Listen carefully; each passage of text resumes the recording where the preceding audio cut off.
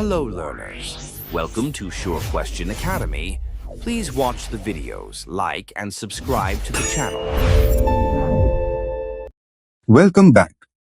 Have you ever seen those massive cranes in scrapyards easily lifting entire heavy cars? The secret behind that incredible power is a simple device called a solenoid.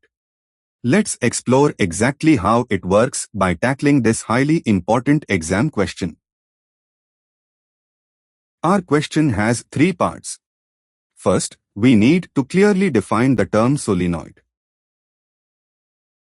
Second, we are asked to draw the exact pattern of magnetic field lines around it when current is flowing.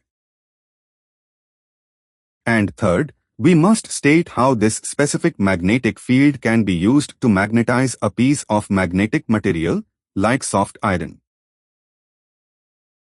Ready? Let's dive into the solution together.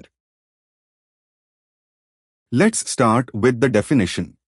Imagine taking a long, insulated copper wire and tightly winding it into many circular turns to form the shape of a cylinder. Just picture a tightly wound spring.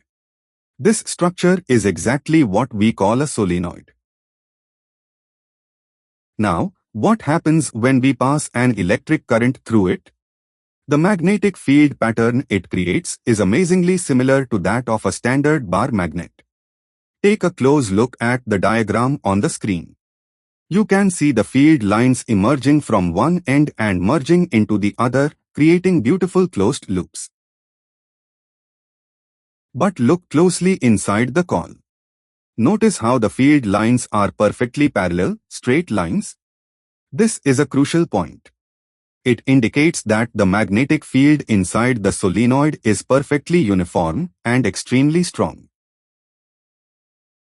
Because this internal magnetic field is so incredibly strong, we can use it to our advantage.